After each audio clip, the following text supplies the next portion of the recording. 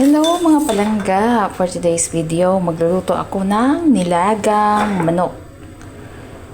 Dahil wala akong rice at hindi ako magra-rice for today kasi nag-rice ako yesterday. So, kumamit ako ng saging. And then, meron ako ditong repolyo.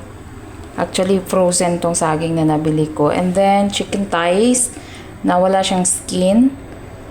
And then, ito may corn ako dito na bukas na. So, kailangan natin ilalagay ito. So, ito ang mga seasonings ko. Dried onions, garlic, chili peppers, and special spices at the same time, the peppercorns. So, yun lang yung mga seasonings natin. To start with, maglagay tayo ng oil dito sa ating pan. And then, ilagay na lang natin ito lahat. Igisa natin lahat ng mga ingredients.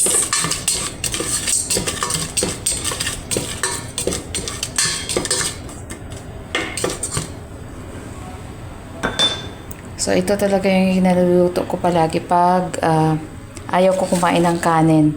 Mayroon naman tayong carbohydrates dito na corn at saka itong saging na saba. So, very simple and yummy dinner recipe for tonight. At nilagang manok. Anyways, hindi naman natin na kailangang hintayin to kasi nilaga ito. So, ilalagay na natin dito yung chicken. Chicken!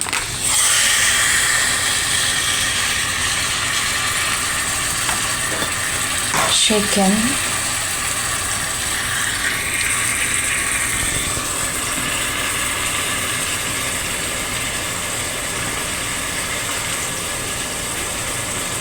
Nag-prepare na rin ako dito ng warm water, hot water para mas mabilis yung pagluluto natin.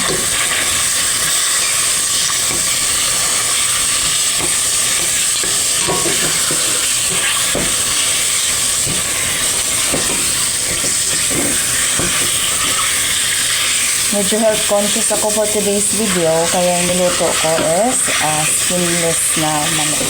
Wala talaga siyang balat kasi nilaga. Ito ang pangit kasi ng nilaga pag maraming balat, sobrang daming oil. So, chicken thighs, itong lahat ng napili ko guys. Chicken thighs, a half kilo of chicken thighs. So, yun na siya.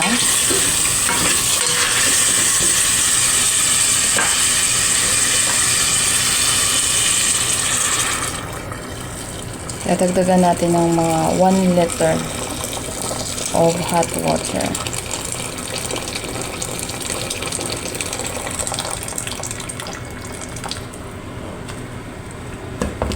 Dagdag na rin natin itong corn. Oh my God!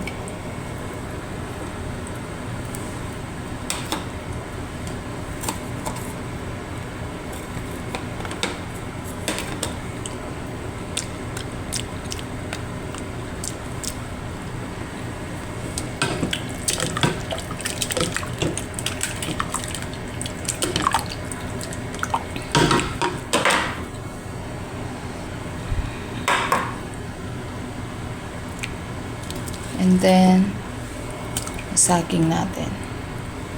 Then, ilaga lang natin siya ng mga 30 minutes.